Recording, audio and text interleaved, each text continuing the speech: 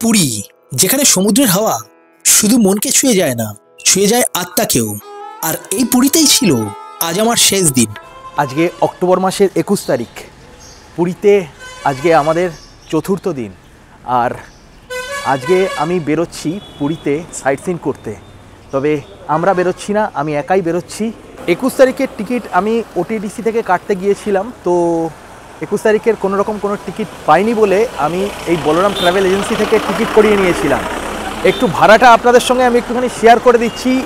আপনি যদি ওটিডিসি থেকে টিকিট করেন তাহলে পার হেড পড়বে 599 টাকা করে। আর আপনি যদি বলরাম ট্রাভেল এজেন্সি বা এই ধরনের প্রচুর এজেন্সি, এই আশেপাশে প্রচুর এই ধরনের এজেন্সি আছে, আর এখান থেকে যদি আপনারা টিকিট করেন তাহলে বিভিন্ন রেট আছে। আমার রেট পড়েছে হচ্ছে 350 টাকা, ঠিক আছে, 350 টাকা। তবে এসি বাস গাইডও সঙ্গে থাকবে। আর যদি আপনারা মনে করেন যে না আমরা বাসে করে যাব না, একদম ইন্ডিভিজুয়াল আলাদা করে যাব, তাহলে সেক্ষেত্রেও যেতে পারেন।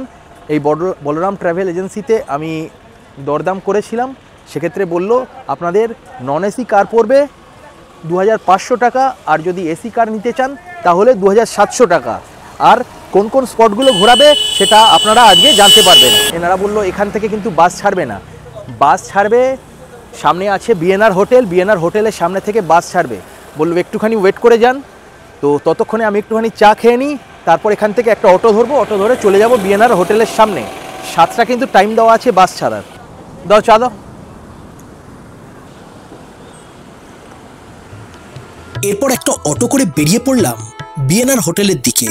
গোল্ডেন বিচ থেকে বিএনআর হোটেল পর্যন্ত আমার ভাড়া পড়ল 20 টাকা। ছেড়ে দিল বিএনআর হোটেলের সামনে। এবার এখান থেকে একটুখানি এগিয়ে যাচ্ছি। এইখানেই আছে সমস্ত বাসগুলো, সমস্ত ট্রাভেল এজেন্সির বাসগুলো। তো আমাকে খুঁজতে হবে আমার বাসটা কোনটা। এখানে কিন্তু অনেক বাস, আপনাকে কি করতে হবে না বেছে খুঁজে তারপরে বসতে হবে। আর যদি আপনাদের কোনো প্রবলেম হয়, যে টিকিটটা যে বুক করেছিলেন সেই টিকিটের পেছনে যে এজেন্সি আছে তাদের নাম্বার দেওয়া আছে, সেই নাম্বারে আপনারা কল করে নেবেন।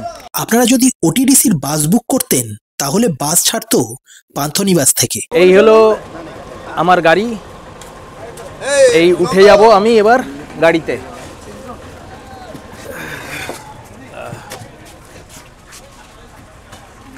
সময় হয়েছে এখন 7:05। উঠে পড়লাম, উঠে পড়ে একটা সিট নিয়ে, আমার পছন্দ মতো একটা সিট নিয়ে বসে পড়লাম। আমি একদম পেছনের সিটটা নিয়েছি, তার কারণ আমাকে ভিডিও বানাতে হবে, তো একটুখানি প্রাইভেসি চাই। 7টা বেজে গেছে, এখনও পর্যন্ত গাড়ি ছাড়েনি। বললো এখনও পর্যন্ত 20-25 মিনিট মতো সময় লাগবে। এটাই হচ্ছে পার্থক্য ওটিডিসির সঙ্গে আর এই প্রাইভেট গাড়ির। ওটিডিসিতে কিন্তু একদম পাঞ্চুয়াল টাইম থাকে, এই কারণে লোকে সবাই ওটিডিসির যে ট্যুরিস্ট সার্ভিস ওইটাকে প্রেফার করে।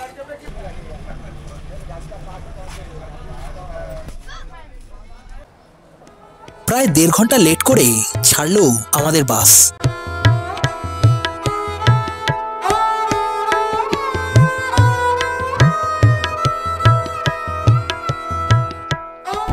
आज जिस सफर पे जा रहे हैं, सफर का नाम है golden tangle tour of Orissa, यानी उड़ीसा का सुनहरा सफर। इस सफर के दौरान आप বাস কিছুটা এগোতেই গাইড বাবু এসে জানিয়ে দিলেন সমস্ত নিয়ম কানুন, অর্থাৎ কোন কোন জায়গায় কতক্ষণ গাড়ি দাঁড়াবে, লাঞ্চ কোথায় করা হবে, সাইট সিনের জন্য কোথায় কোথায় টিকিট মূল্য লাগবে, সবকিছু। আর বলে দিলেন বাসের নাম এবং গাইড বাবুর নাম্বার, আর জানিয়ে দিলেন আমাদের গ্রুপের নাম সোরিয়া গ্রুপ। গাড়ি আমাদের ছেড়ে দিয়েছে, প্রায় 15-20 মিনিট হয়ে গেল গাড়ি ছেড়ে দিয়েছে। আর গাড়ি ছাড়ার পরে যে ট্যুর গাইড আছে, ট্যুর গাইড অনেক কিছু বুঝিয়ে গেল, আর বলে গেল যে প্রথম যে স্থানটা আমরা যাব, প্রথম যে স্পটটাতে আমরা নামবো সেটা হচ্ছে চন্দ্রভাগা। টিকিট যা আমরা কেটেছি 350 টাকা করে যে টিকিট কেটেছি, তারপরেও যে মন্দিরগুলোতে ঘুরবো সবকটা জায়গায় নয়, কিছু কিছু জায়গাতে মন্দিরে ঢুকতে গেলে এন্ট্রি ফ্রি টিকিট করাতে হয়। তো সেই টিকিট বাবদ টোটাল 170 থেকে 200 টাকা মতো খরচা হবে এক্সট্রা কিন্তু এটা। আর দুপুরবেলা যে খাওয়া দাওয়া করবেন বা আপনারা যদি ব্রেকফাস্ট করতে চান তার খরচা আপনাদের। এইখানে বাস দাঁড়িয়ে আছে আমাদের, এই রাস্তা ক্রস করলাম, আর এই হলো সি বিচ।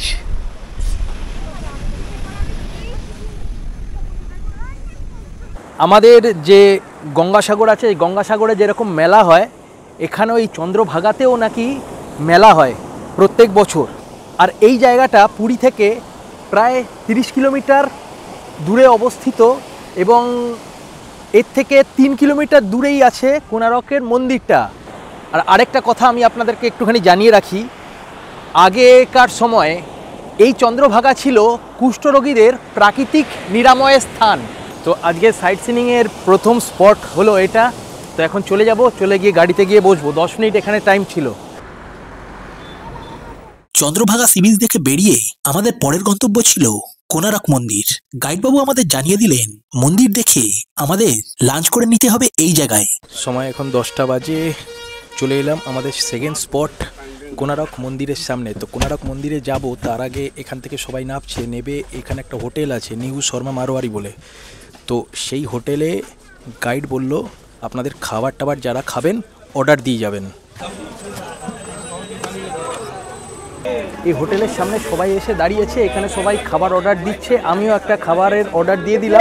এইবার খাবারের অর্ডার দিয়ে এবার আমরা যাব হচ্ছে কোণারক মন্দির দেখতে, এসে খাওয়া দাওয়া করবো। गाइड दूंगा, गाइड देने के बाद गाइड का साथ मंदिर का अंदर घूमेंगे, घूमकर ये होटल का नाम याद रखेंगे। সামনে যাচ্ছে গাইড, আমরা আগে গিয়ে মন্দির দেখব। গাইড নিয়ে যাচ্ছে, মন্দির যাওয়ার যে রাস্তা আছে সেই রাস্তা ধরে আমাদেরকে নিয়ে গিয়ে ছেড়ে দেবে। আর মন্দিরের ভেতরে তারপরে আমরা ঢুকবো, ঢুকে ওখানে একটা গাইড থাকবে, সে আমাদের সব কিছু দেখাবে। আর তারপরে আসার পরে আমরা এখানে খাওয়া দাওয়া করব। 11:30টার সময় বলছে গাড়ি এখান থেকে ছেড়ে দেবে নেক্সট স্পটের জন্য। আপনারা যারা আলাদাভাবে শুধু এই মন্দিরটা দেখতে আসবেন তাদেরকে আমি একটুখানি জানিয়ে রাখি, এর ভেতরে যে টিকিট প্রাইস আছে সেই টিকিট প্রাইস হচ্ছে পার পারসন 50 টাকা করে। তো আমরা তো গাইডকে দিয়ে দিচ্ছি সব পয়সা করি যা টিকিটের খরচা। তো গাইড আমাদের সঙ্গে যাচ্ছে, উনি ওখান থেকে টিকিট কাটবেন, কেটে আমাদেরকে এক এক করে ঢুকিয়ে দেবেন ভেতরে। যেখানে আমাদের বাস দাঁড় করিয়েছে আর ওখান থেকে কোণারক মন্দির পর্যন্ত পায়ে হেঁটে যেতে মোটামুটি সময় আপনাদের লেগে যাবে 3 থেকে 4 মিনিট বা 5 মিনিট মতো। ये रहे हमारा गाइड साहब जो मंदिर का अंदर कलाकार के बारे में जानकारी देंगे। गाइड के साथ आप लोग को मंदिर घूमना है, मंदिर घूम के मंदिर से निकल के सीधा चलेंगे होटल के। 11:30 को गाड़ी स्टार्ट होगी। এই হলো মন্দিরের ভেতরে এন্ট্রি করে গেলাম। সামনেই দেখতে পাচ্ছি মন্দিরের স্ট্রাকচার। এই মন্দিরের কিন্তু একটা জিনিস খুব ভালো, আপনাদেরকে একটুখানি জানিয়ে রাখছি, এই মন্দিরে যারা আসবেন তারা কিন্তু ফটোগ্রাফি বা ভিডিওগ্রাফি খুব ভালোভাবে করতে পারবেন, কারণ এখানে ক্যামেরা অ্যালাউ করছে।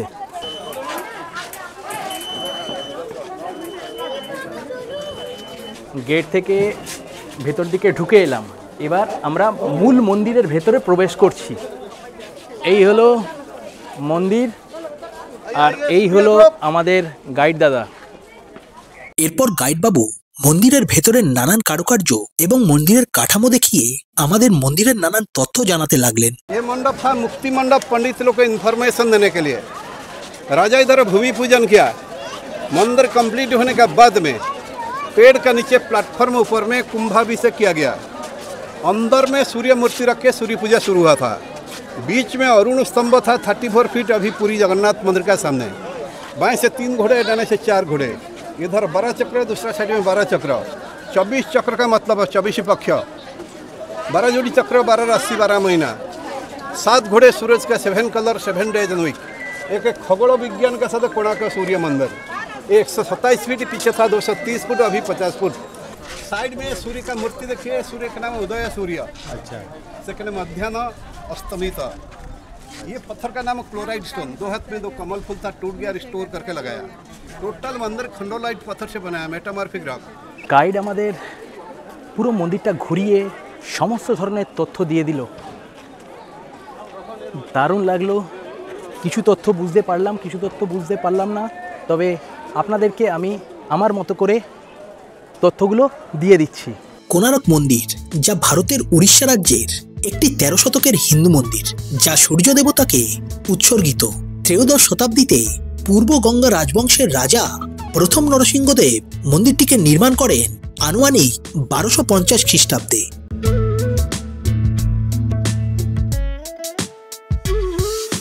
24টি জটিল খোদাই করা পাথরের চাকা সহ একটি বিশাল পাথরের আকারে মন্দিরটি নির্মিত। এটি ইউনেস্কোর একটি বিশ্ব ঐতিহ্যবাহী স্থান, যা তার চিত্তাকর্ষক স্থাপত্যের জন্য পরিচিত। এটি একটি ব্ল্যাক প্যাগোডা নামেও পরিচিত, যদিও এটি আজ একটি ধ্বংসাবশেষ, যা পুরী শহর থেকে প্রায় 35 কিলোমিটার উত্তর পূর্বে অবস্থিত।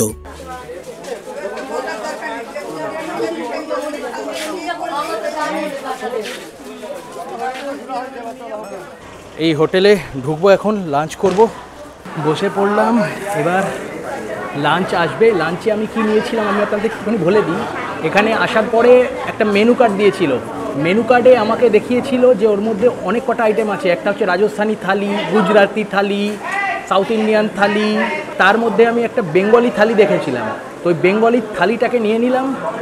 রেট পড়লো 130 টাকা করে, ঠিক আছে। তো 130 টাকা আমি দিয়ে দিলাম আর বেঙ্গলি থালিটাকে নিয়ে নিলাম। আর আপনারা যদি এই ট্রিপে আসেন তাহলে অবশ্যই কোনারক মন্দির দেখে আগে খাওয়া দাওয়াটা করে নেবেন, কেননা যে বাসে করে আপনারা আসবেন তারা হচ্ছে এখানেই হচ্ছে আপনাদের লাঞ্চের জন্য টাইম দেবে। বাকি সময় কিন্তু আর লাঞ্চের জন্য টাইম দেবে না, আর আপনারা লাঞ্চও করতে পারবেন না। তো সেক্ষেত্রে অনেক প্রবলেম হয়ে যেতে পারে আপনাদের। সুতরাং লাঞ্চ করে নেবেন, করে নিয়ে তারপরে আপনারা ঘুরবেন আপনাদের মতো করে। আছে ভাত, ডাল, এখানে একটা তরকারি, এইদিকে আর একটা সোয়াবিনের তরকারি, এদিকে আলু ভাজা, এদিকে চাটনি, আর এই হলো পাঁপড়।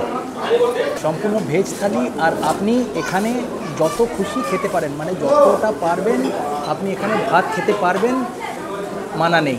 খাওয়া দাওয়া শেষ করে আবারও বাসে উঠে বসলাম। সময় এখন 11:42। খাওয়া দাওয়ার পর্ব শেষ হয়ে গেছে। আর আমাদের যে বাস আছে সে বাস ছাড়ার কথা ছিল 11:30টায় ডট টাইম, 12 মিনিট লেট করে ছেড়ে দিয়েছে। আমরা এখন আছি পুরী ডিস্ট্রিক্টে। এবার এই পুরী ডিস্ট্রিক্ট থেকে বেরিয়ে আমরা এখন যাব খুর্দা ডিস্ট্রিক্ট, তারপর খুর্দা থেকে কটক ডিস্ট্রিক্ট হয়ে আমরা আবার ব্যাক করব।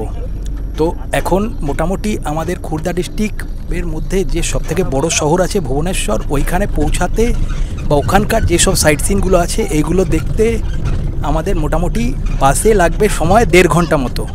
তো এই 1.5 ঘন্টার টাইমে আমি একটু ঘুমিয়ে পড়ছি, আর আপনারা দেখতে থাকুন। গতকাল আমি যে পুরীতে যে জগন্নাথ দেবের মন্দিরে গিয়েছিলাম, পুজো দিয়েছিলাম, তার কিছু অংশ। আজকে অক্টোবর মাসের 20 তারিখ, বেরিয়ে পড়েছি একদম সকালবেলা স্নান টান করে।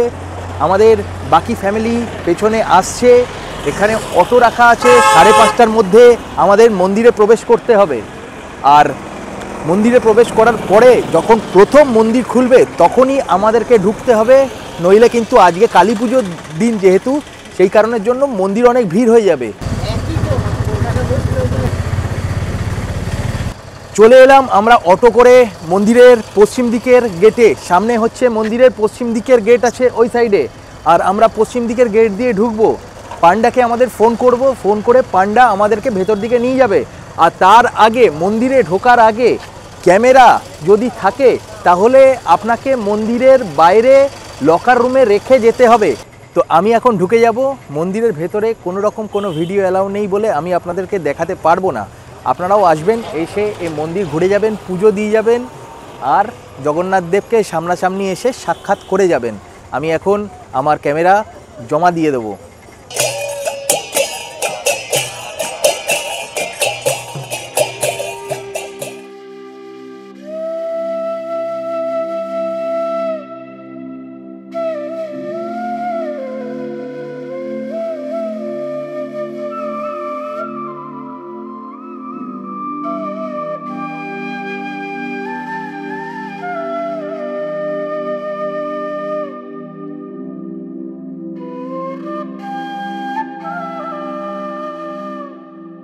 সময় এখন প্রায় 7টা বাজে। খুব তাড়াতাড়ি আমরা দর্শন করে চলে এলাম বা পুজো দিয়ে চলে এলাম।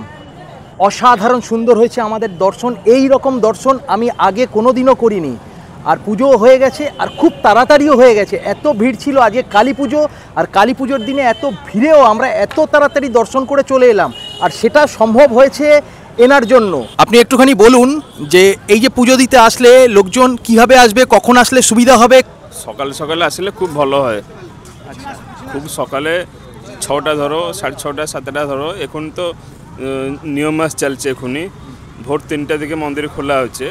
এখন এই 1 মাস ধরে এখন তাড়াতাড়ি হচ্ছে ভোর 5টার দিকে আসলে ভালো, নাই তো সব সময় আপনার সেই 6টার সময় আসলে সব সময় ভালো হবে। 6টার সময় আবার 10:30 11টার সময় আবার দর্শন হয়, ভিতর দর্শনটা সেই সময় আসলে भी খুব ভালো হবে। আবার বিকালে হয় 4:30 5টার সময়, দুবার 3বার করে ভিতরে দর্শনটা হয়। যাকে আপনারা আগে থেকে আসে ওটাকে অপেক্ষা করতে হবে একটু। মন্দির কখন খোলে? মন্দির খোলে আপনারা এখন তো নিয়ম আছে, এখন খুলছে ভোর 3টার দিকে, ভোর 3টা 2টার দিকে খুলেছে এখনই, নাই তো সব দিনে সেই 6টা 5টা 6টা এইভাবে খোলা হয় মন্দির সব দিন। আপনার একটুখানি নাম্বারটা বলে দিন। 8249717938। আপনার নাম? নরসিংহ প্রতিহারী। তো শুনে নিলেন এনার যে নাম্বার আমি বলে দিলাম, আমি হচ্ছে ডেসক্রিপশনেও দিয়ে দেবো এনার নাম্বার। আর আপনারা যদি আসেন তাহলে অবশ্যই এনার সঙ্গে কন্ট্যাক্ট করবেন। অত্যাধিক সুন্দরভাবে দর্শন করিয়েছে, অত্যাধিক সুন্দরভাবে পুজো দিয়েছে। জগন্নাথ মন্দিরে জগন্নাথ দেবকে পুজো দিয়ে চলে এলাম রুমে। তারপর কিছুক্ষণ বিশ্রাম করে আবারও বেরিয়ে পড়লাম। এখন টাইম হয়েছে 4:30। আমরা সকালবেলা পুজো দিয়ে এসে ব্রেকফাস্ট করে একটু ঘুমিয়ে পড়েছিলাম। তো ঘুম থেকে যখন উঠলাম তখন দেখলাম যে বাইরে বৃষ্টি হচ্ছে, তো আবার লাঞ্চ করে আবার একটুখানি শুয়েছিলাম। এখন একটু রোদটা পড়েছে আর এখন আমরা একটুখানি বেরোলাম। আর একটু আগে বেরোবার কথা ছিল, এখন একটা অটো ভাড়া করে আমরা 6 জন মিলে বেরোলাম। আমরা এখন যাচ্ছি হচ্ছে একটু মোহনা দেখতে। তো মোহনা দেখবো আর আপনাদেরও দেখাবো। নেমে গেলাম অটো থেকে, 15 মিনিট মতো সময় লাগলো, পৌঁছে দিল একদম স্পটে। এবার এখান থেকে একটুখানি হাঁটতে হবে, এখানে সামনে ওভারব্রিজের জন্য কাজ চলছে, নইলে অটোটা আর একটু আসতো। আর এই যে সামনে একটা নদী দেখতে পাচ্ছেন, এটাই হচ্ছে মহানদী। এই মহানদী আগে গিয়ে সমুদ্রের সঙ্গে মিশছে।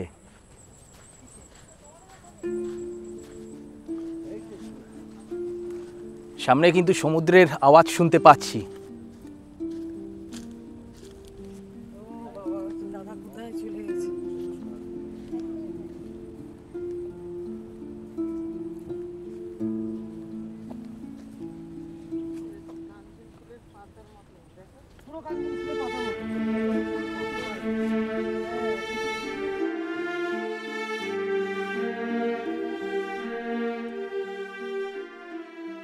চলে এসেছি মোহনার একদম কাছে। এখান থেকে দারুণভাবে দেখতে পাওয়া যাচ্ছে মোহনা। ওই পাশে আরও লোকজন আছে, কিন্তু আমরা ওইদিকে যেতে পারবো না, কারণ সামনে এই জলটা আছে বলে। আর এই হলো মহানদী। মহানদী ওই সাইড থেকে আসছে, এসে সামনে সমুদ্র আছে, সমুদ্রের সঙ্গে গিয়ে মিলন হয়েছে। আর এই জায়গাটাই হচ্ছে মোহনা। দারুণ দারুণ, অসাধারণ লাগছে। আমি আপনাদের আরও ভালোভাবে দেখাবার চেষ্টা করছি।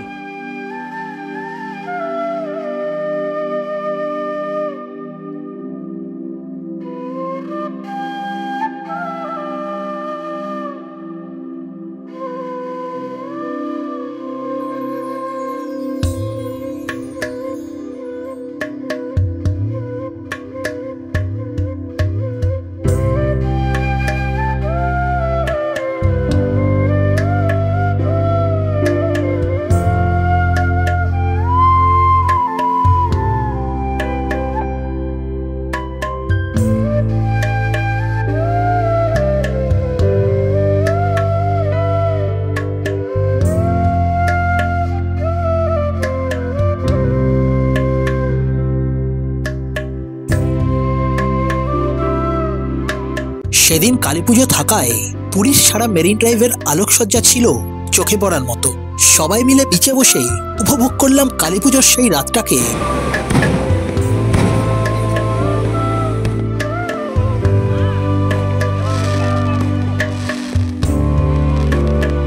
আর ওড়ালাম ফানুস।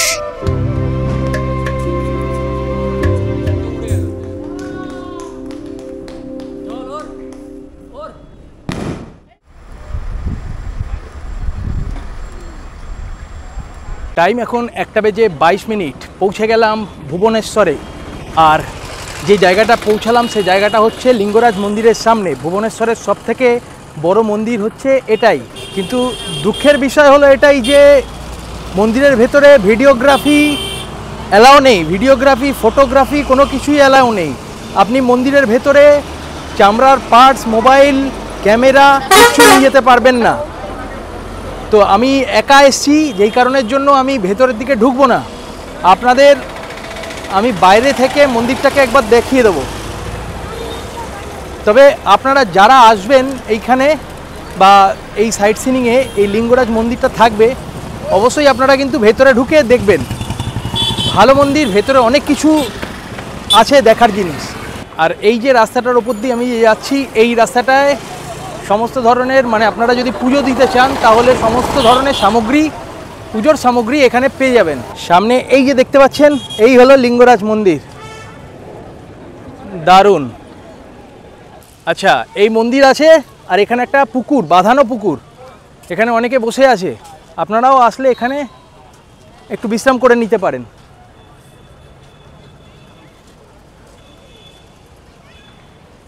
মন্দিরটা কিন্তু একদম রাস্তার ওপরেই অবস্থিত। আর এই মন্দিরটার ভেতরে যে দেবতা পূজিত হয় সেটা হচ্ছে ভগবান শিব। আর এই মন্দিরের ভেতরে যেরকম লিঙ্গরাজ মন্দিরও আছে, সেই রকম কেদার গৌরীয় মন্দির আছে, আরও অনেক কিছু মন্দির আছে। আপনারা যারা আসবেন অবশ্যই ভেতরে প্রবেশ করবেন, করে দেখে নেবেন, খুব ভালো লাগবে। অনেক বড় জায়গা নিয়ে তৈরি এই মন্দির। দেখুন, প্রচুর কড়া ব্যবস্থা। ওই দিকটা দিয়ে এন্ট্রি হচ্ছে, এইটা দিয়ে ঢুকতে হচ্ছে, আর এখানে জুতো খুলে রাখতে হচ্ছে। এই দেখুন, এন্ট্রি বলে লেখা আছে। ক্যামেরা, পার্টস, মোবাইল সব কিন্তু এই জায়গাটা জমা রাখতে হচ্ছে। এই যে সামনের এই জায়গাটা সব কিছু জমা রাখতে হচ্ছে। ক্যামেরা, পার্টস, জুতো, মোবাইল যা নিয়ে আসবেন, কোনো চামড়ার জিনিস অ্যালাউ করছে না এনারা। তারপরে এইটা দিয়ে ঢুকতে হচ্ছে। আর এই হলো আপনার এন্ট্রি গেট। ভুবনেশ্বরের সর্ববৃহৎ মন্দির এই লিঙ্গরাজ মন্দির। মন্দিরের কেন্দ্রীয় মিনারটি 180 ফুট উঁচু। মন্দিরটি কলিঙ্গ স্থাপত্যের সারমর্ম এবং ভুবনেশ্বরের স্থাপত্য ঐতিহ্যের মধ্যযুগীয় পর্যায়ের সমাপ্তি ঘটায়। সোমবংশী রাজবংশের রাজাদের দ্বারা নির্মিত মন্দিরটি পরবর্তীকালে গঙ্গা শাসকদের দ্বারা সংযোজিত।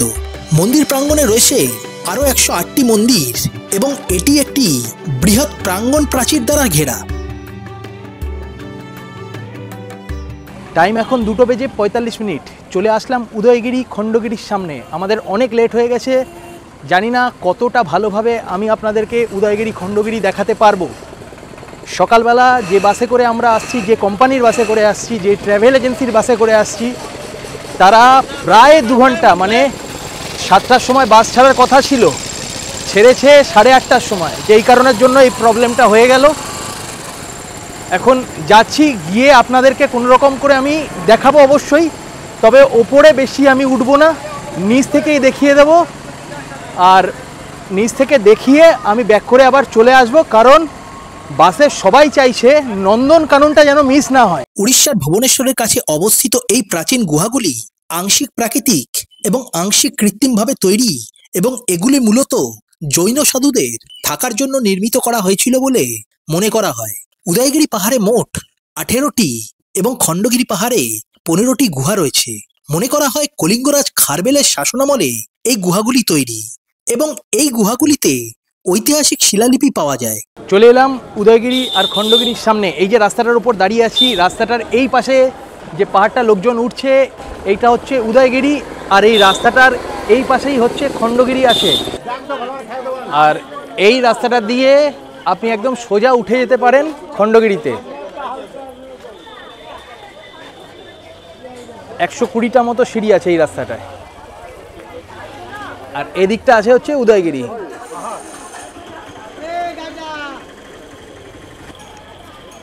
এই হলো টিকিট কাউন্টার। এখান থেকে আপনাকে উদয়গিরি খণ্ডগিরিতে যাওয়ার জন্য টিকিট কাটতে হবে। টিকিট কেটে তারপরে উপর দিকে উঠতে হবে। लोग सब चला गया, लास्ट आप मैं हूँ और कोई नहीं है, फिर वो बोल रहा है किसी के लोग रुक गए। পুরীতে মেরিন ড্রাইভের ওপরে এই রকম প্রাইভেট ট্রাভেলস কোম্পানি প্রচুর আছে, ঠিক আছে। আবার ওটিডিসিরও কাউন্টার আছে, টিকিট কাউন্টার আছে ওটিডিসির। লোকজন ওটিডিসির টিকিট কাউন্টারটাকে প্রেফার করে এই কারণের জন্যই যে তাদের টাইম পাঞ্চুয়ালটা অনেক বেটার। মানে ওরা যদি 7টা টাইম দেয় তাহলে ওরা 7টার সময়ে বেরোবে, কে আসছে কে আসছে না এগুলো ওরা দেখবে না। সেই কারণের জন্য আমি আপনাদেরকে বলবো, আমারও এক্সপিরিয়েন্স হলো একটা, যে এখানে যদি আসেন, যদি বাসে ট্রাভেল করেন, বাসে যদি এই সাইটগুলো ঘোরেন, তাহলে ওটিডিসির বাসেই আপনারা ঘুরুন, ওটিডিসির বাসেই আপনারা টিকিট কাটুন। 599 টাকা করে নেবে, আর ওরা কিন্তু টাইমের পাঞ্চুয়াল, সব কটা স্পট আপনাকে খুব ভালোভাবে ঘুরিয়ে দেবে। সময় বলছি এখন 3:36। চলে এসেছি নন্দনকাননের সামনে। সামনে গাইড যাচ্ছে, গাইড কিছু কথা বলে দিল। সেই কথাটা হলো যে ভেতরে যদি আপনারা বোতল নিয়ে যান, মানে জলের যদি বোতল নিয়ে যান, তাহলে 50 টাকা দিতে হবে, মানে জমা রাখতে হবে। আবার যখন বোতল নিয়ে যখন ব্যাক করে আসবেন, তখন ওই 50 টাকাটা আপনারা ফেরত পেয়ে যাবেন। আর ব্যাগ ট্যাগ নিয়ে যেতে বারণ করলো।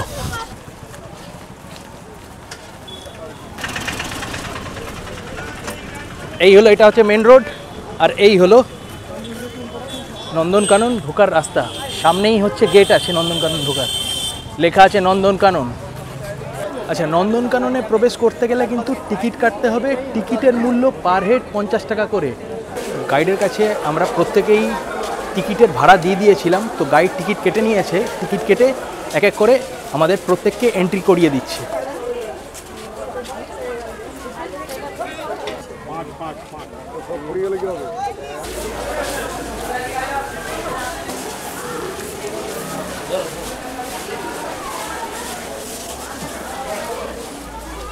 এন্ট্রি করে গেলাম ভেতর দিকে। ভেতরে ঢুকে যদি আপনারা পায়ে হেঁটে দেখতে চান, তাহলে যে 50 টাকা করে যে এন্ট্রি ফি নিয়েছিল এই জুতে ঢোকার সময়, সেই টিকিট দিয়েই আপনারা ঘুরে নিতে পারেন। আর যদি সামনে রাখা আছে দেখুন, এইরকম ব্যাটারি গাড়ি করে যদি আপনারা পুরো জু ঘুরতে চান, তাহলে 80 টাকা দিয়ে আবার একটা টিকিট করতে হবে। তো আমিও করে নিলাম, এই গাড়িতে বসে পড়লাম। যেহেতু সিঙ্গেল, একদম সামনের সিটটাই পেয়ে গেলাম। কিছুটা ব্যাটারি গাড়িতে চড়লাম, চড়ার পরে নামিয়ে দিল, বললো এই গলির ভেতরে ঢুকে আসুন, ঢুকে আসলে অনেক কটা জীবজন্তু দেখতে পাবেন। তারপর এখান থেকে গিয়ে সামনে গিয়ে যদি বেরোন, তাহলে ওখান থেকে আবার একটা গাড়ি পেয়ে যাবেন।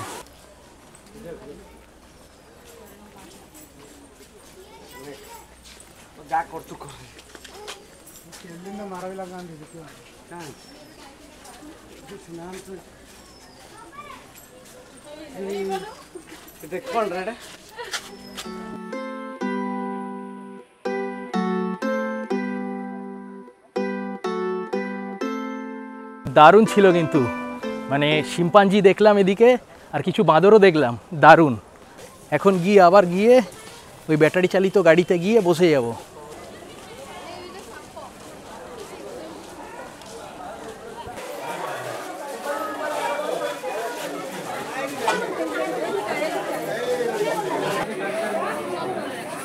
ভারতের উড়িষ্যা রাজ্যের বারং গ্রামে অবস্থিত এই চিড়িয়াখানা 437 হেক্টর জায়গা জুড়ে বিস্তৃত। চিড়িয়াখানাটি কটক থেকে 10 কিলোমিটার দক্ষিণে এবং ভুবনেশ্বর থেকে 10 কিলোমিটার উত্তরে অবস্থিত। 1960 সালে প্রতিষ্ঠিত এই চিড়িয়াখানাটি 1979 সালে জনসাধারণের জন্য উন্মুক্ত করা হয় এবং 2009 সালে world association of zoos and অ্যাকোরিয়ামসে যোগদানকারী ভারতের প্রথম চিড়িয়াখানা হয়ে ওঠে।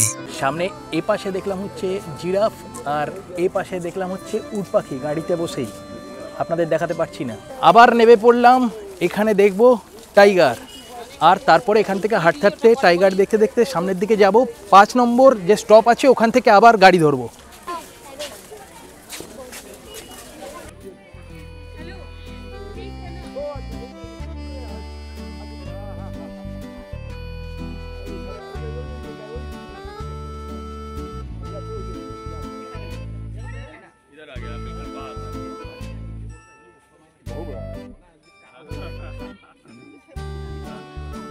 কি বড় সাইজের না,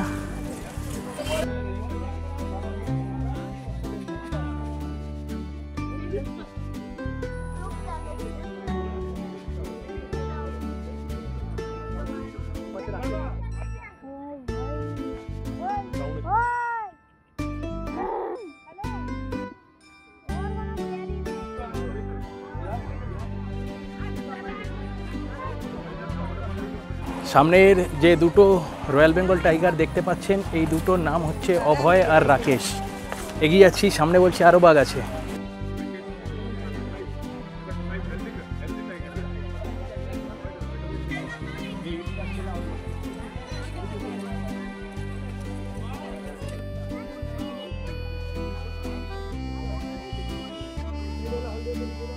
বাপ রে বাপ, কি বিভৎস বড়। ওই সাইডে হোয়াইট টাইগার দেখলাম, ওটাও খুব বড় সাইজ, আর এদিকে রয়্যাল বেঙ্গল টাইগার দেখলাম, এটাও খুব বড় সাইজ।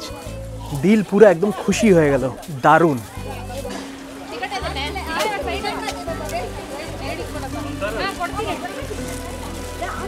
4:30 উপরে বেজে গেছে। 5 নম্বর থেকে আবার গাড়িতে বসে পড়লাম। খুব তাড়াতাড়ি জায়গাগুলো কভার করার চেষ্টা করছি আর আপনাদের দেখাবার চেষ্টা করছি। বাঘ দেখে মন পুরো একদম শান্তি হয়ে গেল। এইবার সিংহ দেখবো আর চিতাবাঘ দেখবো।